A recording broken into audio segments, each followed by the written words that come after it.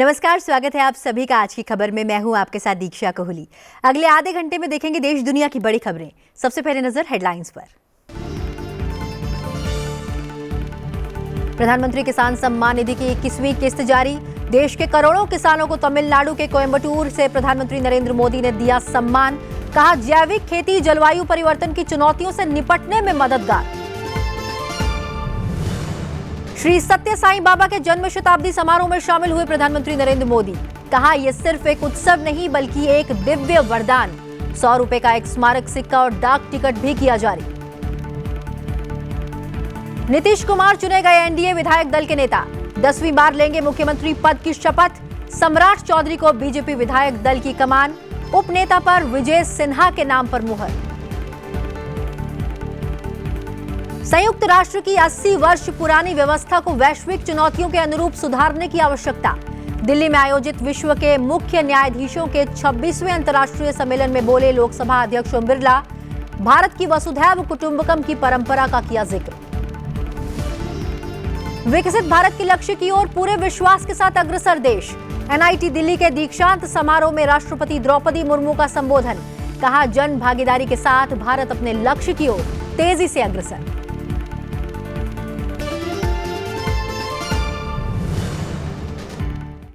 और अब खबरें विस्तार से। और खबरों की शुरुआत करते हैं दक्षिण भारत से, जहां प्रधानमंत्री ने 2 राज्यों की यात्रा की। शुरुआत करते हैं उनके आंध्र प्रदेश दौरे से। प्रधानमंत्री नरेंद्र मोदी आज आंध्र प्रदेश के श्री सत्य साईं जिले में आध्यात्मिक गुरु श्री सत्य साईं बाबा के जन्मशती समारोह में शामिल हुए। इस मौके पर प्रधानमंत्री नरेंद्र मोदी ने कहा कि श्री सत्य साईं बाबा की दिव्य अनुभूति में रहना हमेशा उनके लिए भावनात्मक और आध्यात्मिक अनुभव रहा है। उन्होंने कहा कि सेवा भावना हमेशा भारतीय सभ्यता की मूल पहचान रही है। सेवा परमो धर्म सदियों से राष्ट्र का मार्ग निर्देशक सिद्धांत रहा है। उन्होंने कहा कि श्री सत्य साईं बाबा आज भौतिक शरीर में मौजूद नहीं है, लेकिन प्रेम, सेवा और भाईचारे के उनके शाश्वत सिद्धांत पूरे विश्व में श्रद्धालुओं का मार्गदर्शन करते रहेंगे। प्रधानमंत्री ने इस अवसर पर प्रदेश के मुख्यमंत्री एन चंद्रबाबू नायडू के साथ 100 रुपए का विशेष स्मारक सिक्का और श्री सत्य साईं बाबा के जीवन, शिक्षण और आध्यात्मिक विरासत पर विशेष डाक टिकटों का सेट जारी किया। उन्होंने ऐसे कई विचार हमें सौंपे जिनमें संवेदना, कर्तव्य, अनुशासन और जीवन दर्शन का सार मिलता है। वो कहते थे, help ever, hurt never, less talk, more work. हम सभी के मन में आज भी श्री सत्य साईं बाबा के ऐसे जीवन सूत्र गूंजते रहते हैं। साथियों, साईं बाबा ने अध्यात्म का उपयोग समाज और जन कल्याण के लिए किया। उन्होंने इसे निष्काम सेवा, चरित्र निर्माण और मूल्य आधारित शिक्षा से जोड़ा। उन्होंने किसी मत या सिद्धांत पर अपनी शक्ति नहीं लगाई।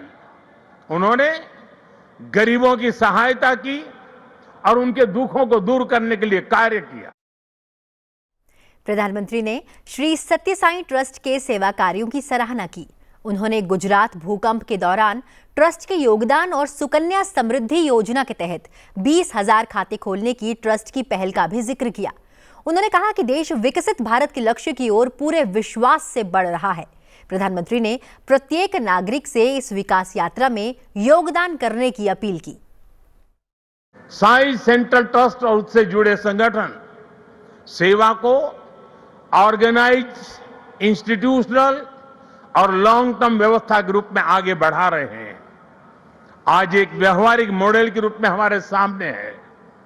आप सभी पानी, housing, health care, nutrition, disaster support और क्लीन एनर्जी जैसे क्षेत्रों में अद्भुत कार्य कर रहे हैं। मैं कुछ सेवा कार्यों का विशेष तौर पर जिक्र करना चाहूंगा। जैसे रायलसीमा में पीने के पानी की गंभीर समस्या थी, तब ट्रस्ट ने 3000 किलोमीटर से ज्यादा लंबी पाइपलाइन बिछाई। ओडिशा में बाढ़ प्रभावित परिवारों के लिए 1000 मकान बनाए। जो गरीब परिवार पहली बार श्री सत्य साई अस्पतालों में आता है, वो देखकर दंग रह जाता है कि अस्पताल में बिलिंग का कोई काउंटर ही नहीं है। प्रधानमंत्री नरेंद्र मोदी गौदान कार्यक्रम में भी शामिल हुए।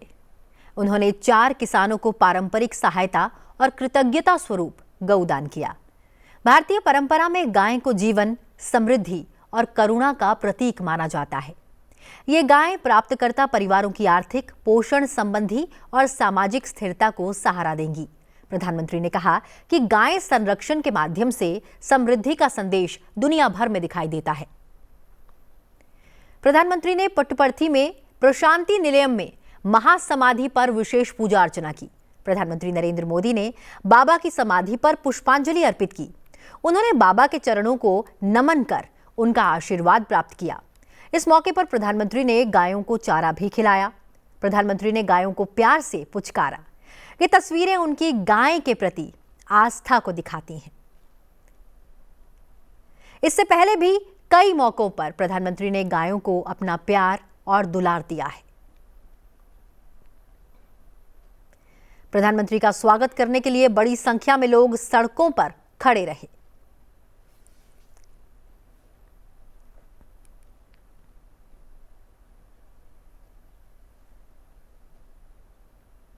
आंध्र प्रदेश दौरे के बाद प्रधानमंत्री नरेंद्र मोदी तमिलनाडु के कोयम्बटूर पहुंचे, जहां उन्होंने दक्षिण भारत प्राकृतिक कृषि शिखर सम्मेलन का उद्घाटन किया और प्रधानमंत्री किसान सम्मान निधि योजना की 21वीं किस्त जारी की। कोयम्बटूर पहुंचने पर प्रधानमंत्री का भव्य स्वागत किया गया।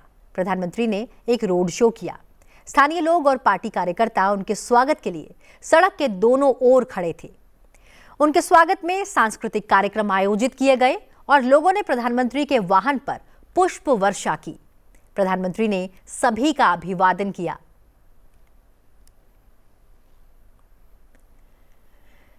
प्रधानमंत्री नरेंद्र मोदी ने कोयम्बटूर में प्राकृतिक कृषि शिखर सम्मेलन में हिस्सा लेने से पहले यहां पर आयोजित प्राकृतिक कृषि पर आधारित एक प्रदर्शनी का अवलोकन किया। उन्होंने इस मौके पर प्रगतिशील किसानों से बातचीत की, उनके उत्पादों और अनुभवों के बारे में जानकारी भी हासिल की। दक्षिण भारत प्राकृतिक कृषि शिखर सम्मेलन का उद्घाटन करने के बाद अपने संबोधन में प्रधानमंत्री नरेंद्र मोदी ने कहा कि प्राकृतिक खेती एक स्वदेशी और पारंपरिक विचार है। जैविक खेती जलवायु परिवर्तन की चुनौतियों से निपटने में मददगार है। प्रधानमंत्री नरेंद्र मोदी ने कहा कि बीते 11 वर्षों में देश के पूरे कृषि सेक्टर में बहुत बड़ा परिवर्तन हुआ है। खेती को आधुनिक बनाने के लिए सरकार ने किसानों को मदद देने का हर रास्ता खोला है। इस अभियान में राज्य सरकारों और किसान उत्पादक संगठनों की महत्वपूर्ण भूमिका पर जोर भी दिया। बीते 11 वर्षों में देश के पूरे कृषि सेक्टर में बहुत बड़ा परिवर्तन हुआ है। हमारा एग्रीकल्चरल एक्सपोर्ट करीब करीब 2 गुना हुआ है। खेती को आधुनिक बनाने के लिए सरकार ने किसानों को मदद देने का हर रास्ता खोला है। किसान क्रेडिट कार्ड अकेले केसीसी से ही इस साल किसानों को 10 लाख करोड़ रुपए से ज्यादा की मदद दी गई है। ये 10 लाख करोड़ आंकड़ा बहुत बड़ा है। 7 साल पहले पशुपालकों और मछली पालकों को केसीसी की सुविधा मिलने के बाद वो भी इसका जमकर लाभ उठा रहे हैं। बायो फर्टिलाइजर पर जीएसटी कम होने से भी किसानों को बहुत फायदा हुआ है। प्राकृतिक खेती को 21वीं सदी की कृषि की जरूरत बताते हुए प्रधानमंत्री ने कहा कि हाल ही के वर्षों में बढ़ती मांग के कारण खेतों और कृषि से जुड़े विभिन्न क्षेत्रों में रसायनों का इस्तेमाल तेजी से बढ़ा है। रासायनिक उर्वरकों और कीटनाशकों के अत्यधिक इस्तेमाल से मिट्टी की उर्वरता और नमी प्रभावित हो रही है। साल दर साल खेती की लागत बढ़ रही है। प्रधानमंत्री ने कहा कि इसका समाधान फसल विविधीकरण और प्राकृतिक खेती है। आने वाले वर्षों में भारत की खेती में कई बड़े बदलाव होने जा रहे हैं। भारत प्राकृतिक खेती का ग्लोबल हब बनने के रास्ते पर है। इससे ग्रामीण अर्थव्यवस्था को बढ़ावा मिलेगा। हमारी मिट्टी की फर्टिलिटी और क्रॉप में न्यूट्रिशनल रिवाइवल के लिए हमें नेचुरल फार्मिंग के रास्ते पर बढ़ना ही होगा। ये हमारा विजन भी है और हमारी जरूरत भी है। तभी जाकर हम अपनी आने वाली पीढ़ियों के लिए अपनी बायोडायवर्सिटी को संरक्षित रख पाएंगे। साथियों, हमारी सरकार भारत के किसानों को नेचुरल फार्मिंग के लिए भी बहुत प्रोत्साहन दे रही है। 1 वर्ष पहले केंद्र सरकार ने national mission on natural farming की शुरुआत की थी। इससे लाखों किसान जुड़ चुके हैं। मुझे खुशी है कि दक्षिण भारत के किसान प्राकृतिक खेती की परंपराओं जैसे पंचगव्य, जीवामृत, बीजामृत, आच्छादन आदि को निरंतर अपनाए हुए हैं। ये परंपराएं मिट्टी का स्वास्थ्य बेहतर रखती हैं, फसलों को केमिकल मुक्त रखती हैं और इनपुट कॉस्ट बहुत कम कर देती है। प्रधानमंत्री नरेंद्र मोदी ने कोयंबटूर से प्रधानमंत्री किसान सम्मान निधि योजना की 21वीं किस्त जारी की। 21वीं किस्त से 9 करोड़ किसानों को डीबीटी के माध्यम से 18,000 करोड़ रुपए प्रदान किए गए। योजना के लॉन्च के बाद से 11 करोड़ से अधिक किसान परिवारों को 3,70,000 करोड़ रुपए से अधिक वितरित किए गए हैं। पीएम किसान दुनिया की सबसे बड़ी डीबीटी पहलों में से एक बन गई है। देश में कृषि योग्य भूमि वाले सभी किसान परिवारों को आय सहायता प्रदान करने के लिए केंद्र सरकार ने 24 फरवरी 2019 को प्रधानमंत्री किसान सम्मान निधि शुरू की थी। इस योजना के तहत प्रत्येक पात्र किसान परिवार को 6,000 रुपए की वार्षिक वित्तीय सहायता प्रदान की जाती है, जो 2,000 रुपए की 3 समान किस्तों में डीबीटी के माध्यम से किसानों के आधार से जुड़े बैंक खातों में जमा की जाती है। साथियों, अभी कुछ ही देर पहले इसी मंच से हमने देश के किसानों को पीएम किसान सम्मान निधि की अगली किस्त जारी की है। देश के कोने कोने में किसानों को 18,000 करोड़ रुपए ट्रांसफर हुए हैं। यहां तमिलनाडु के भी लाखों किसानों के खाते में पीएम किसान सम्मान निधि के पैसे पहुंचे हैं। पटना में राजनीतिक हलचल तेज हो गई है। पटना के ऐतिहासिक गांधी मैदान में मुख्यमंत्री के शपथ ग्रहण समारोह की तैयारियां जोरों पर हैं। प्रधानमंत्री नरेंद्र मोदी, एनडीए शासित राज्यों के मुख्यमंत्री और कई अन्य गणमान्य व्यक्तियों के समारोह में शामिल होने की उम्मीद है। बिहार में कल नई सरकार का शपथ ग्रहण समारोह है। वहीं इससे पहले आज मुख्यमंत्री नीतीश कुमार ने राजभवन पहुंचकर राज्यपाल आरिफ मोहम्मद खान को अपना इस्तीफा सौंप दिया। इसके साथ ही नीतीश कुमार ने एनडीए गठबंधन के समर्थन के आधार पर राज्यपाल के सामने नई सरकार बनाने का दावा भी पेश किया है। उन्होंने एनडीए के नवनिर्वाचित विधायकों की सूची सौंपकर सरकार बनाने का दावा पेश किया है। इस दौरान सम्राट चौधरी, विजय सिन्हा समेत एनडीए के तमाम बड़े नेता भी राजभवन में मौजूद रहे। इससे पहले विधानसभा के सेंट्रल हॉल में एनडीए विधायक दल की बैठक हुई, जिसमें सभी नवनिर्वाचक विधायक और कई बड़े नेता शामिल हुए। बैठक में सर्वसम्मति से नीतीश कुमार को एनडीए विधायक दल का नेता चुन लिया गया। इसके बाद वरिष्ठ नेताओं ने मुख्यमंत्री नीतीश कुमार को नेता चुनने पर बधाई दी। नीतीश कुमार 10वीं बार बिहार के मुख्यमंत्री के तौर पर शपथ लेंगे। एनडीए की बैठक में चिराग पासवान भी मौजूद रहे। इससे पहले बिहार में नीतीश कुमार को सर्वसम्मति से जनता दल यूनाइटेड विधायक दल का नेता चुन लिया गया है। जेडीयू की विधायक दल की बैठक मुख्यमंत्री आवास में आयोजित की गई, जिसमें पार्टी के नवनिर्वाचित विधायकों ने सर्वसम्मति से नीतीश कुमार के नेतृत्व में विश्वास व्यक्त करते हुए उन्हें नेता चुना। उधर बीजेपी विधायक दल की बैठक में नवनिर्वाचित विधायकों ने सम्राट चौधरी को नेता चुना। उत्तर प्रदेश के उप मुख्यमंत्री और बीजेपी के केंद्रीय पर्यवेक्षक केशव प्रसाद मौर्य ने बताया कि पार्टी के विधायकों ने सम्राट चौधरी को विधायक दल का नेता और विजय सिन्हा को उपनेता चुना है। यह सर्वसम्मत निर्णय था। दोनों दलों के विधायक दल के नेताओं के चयन के बाद राजग औपचारिक रूप से राज्यपाल से मुलाकात कर सरकार बनाने का दावा प्रस्तुत करेगा। कुल 243 सदस्यीय विधानसभा में एनडीए ने 202 सीटें जीतकर प्रचंड बहुमत हासिल किया है। चुनाव में बीजेपी को 89, जदयू को 85 सीटें मिली हैं। बीजेपी विधानसभा में पहली बार सबसे बड़ी पार्टी बनी है। ऐसे श्री सम्राट चौधरी को निर्वाचित करने का प्रस्ताव किया और भारतीय जनता पार्टी के विधायक दल ने सर्वसम्मति से श्री सम्राट चौधरी जी को विधायक दल का नेता चुनने का समर्थन किया है। और हमारे उपनेता के लिए जो उप मुख्यमंत्री के रूप में शानदार कार्य करने का काम किया है, बहुत ही वरिष्ठ नेता हैं आदरणीय श्री विजय कुमार सिन्हा जी, उनके नाम का भी प्रस्ताव आया है और सर्वसम्मति से समर्थन मिला।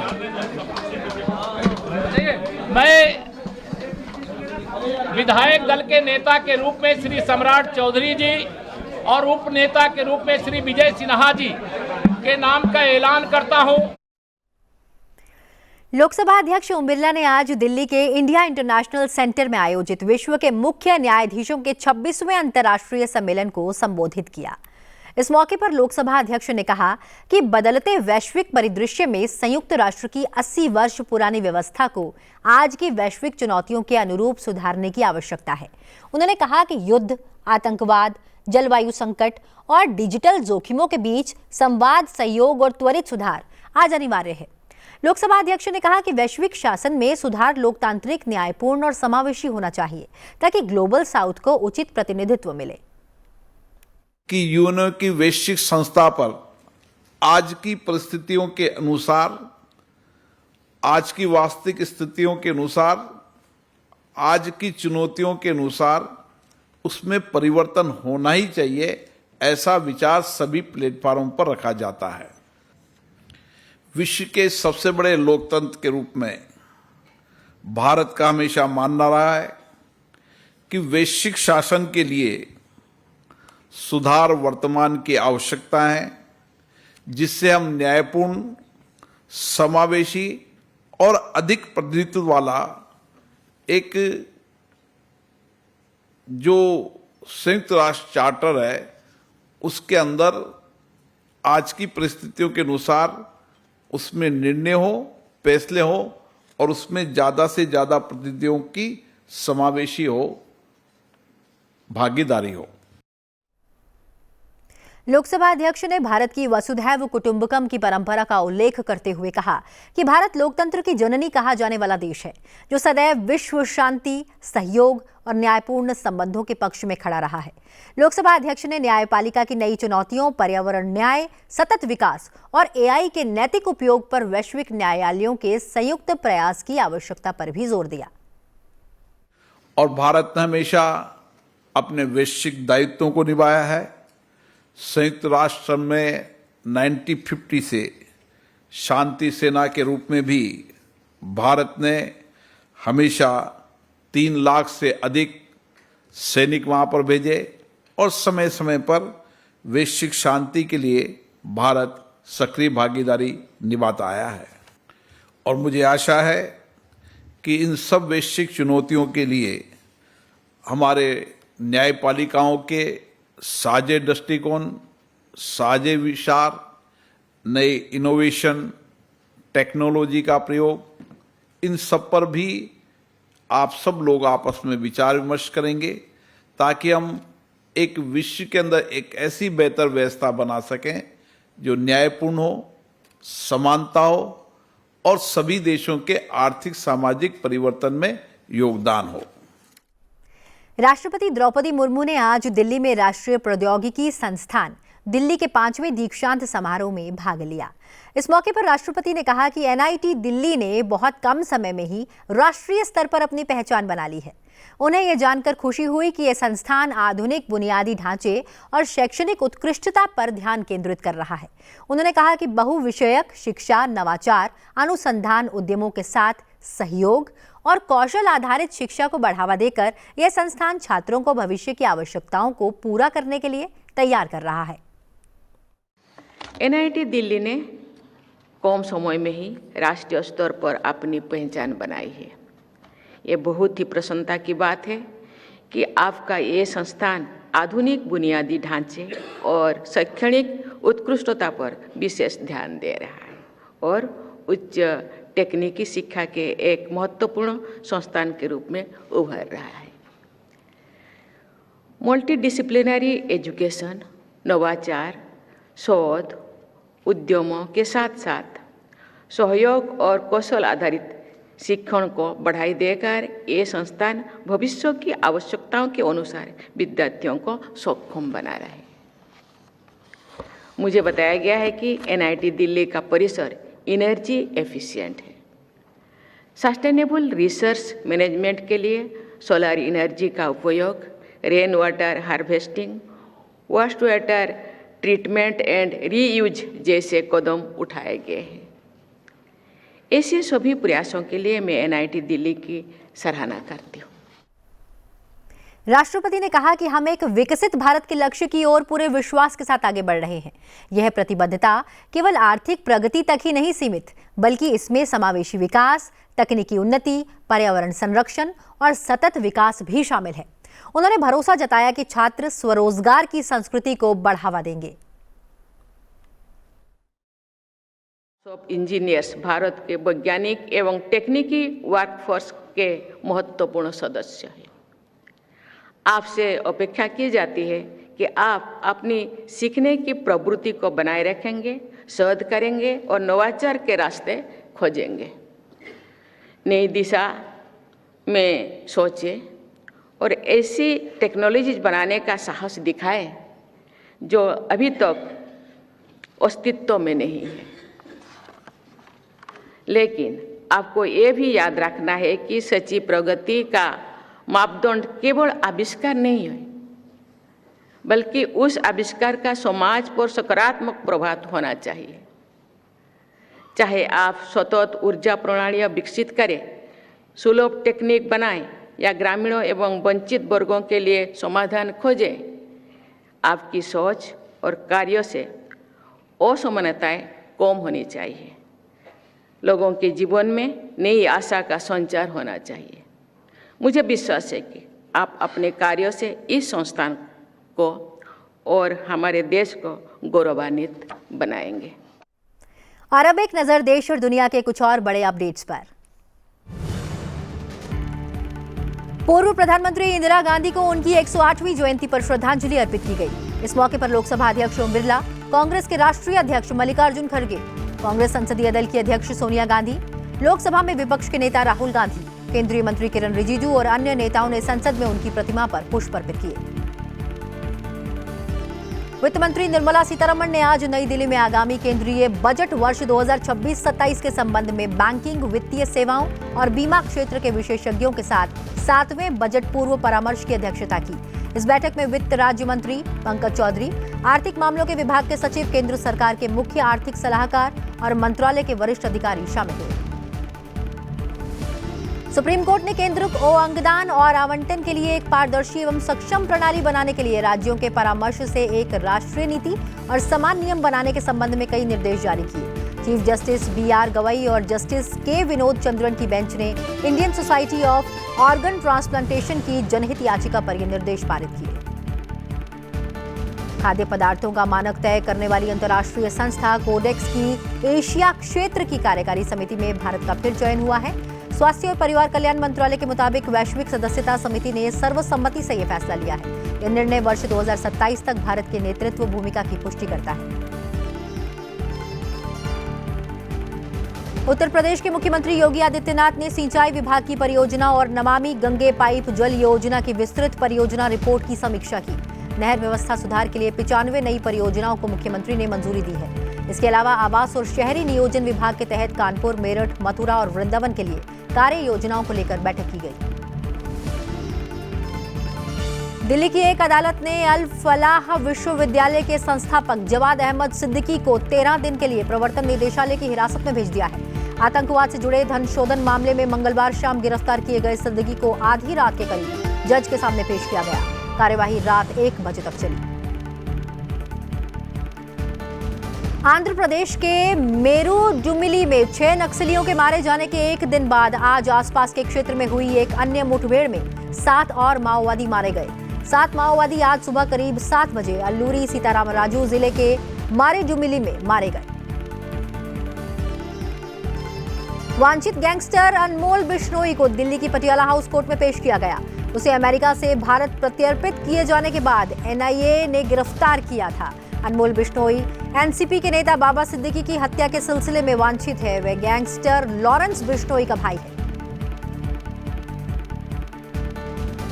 विदेश मंत्री डॉक्टर एस जयशंकर ने आज मॉस्को में रूस के प्रथम उप प्रधानमंत्री डेनिस मोंटूरोव से मुलाकात की। उन्होंने अगले महीने नई दिल्ली में होने वाले वार्षिक भारत रूस नेता शिखर सम्मेलन की तैयारियों की समीक्षा की। विदेश मंत्री ने कहा कि उन्होंने इस साल अगस्त में हुई अपनी पिछली बैठक के बाद से द्विपक्षीय संबंधों में हुई प्रगति का जायजा भी लिया। बांग्लादेश में हालात शांत लेकिन तनावपूर्ण बने हुए हैं। अवामी लीग ने पार्टी प्रमुख और पूर्व प्रधानमंत्री शेख हसीना को मौत की सजा सुनाए जाने के विरोध में देशव्यापी प्रदर्शन का आह्वान किया है, जिसके मद्देनजर सुरक्षा बल राजधानी ढाका समेत प्रमुख शहरों में कड़ी निगरानी बनाए हुए हैं। लगातार दूसरे दिन किसी तरह की हिंसा की कोई खबर नहीं मिली। और फिलहाल आज की खबर में बस इतना ही। चलते चलते आपको छोड़े जाते हैं पुट्टपर्थी में श्री सत्य साईं बाबा के जन्म शताब्दी समारोह में आयोजित सांस्कृतिक कार्यक्रम की झलकियों के साथ। फिलहाल मुझे दीजिए इजाजत। आप बने रहिए सनसेट टीवी के साथ। नमस्कार।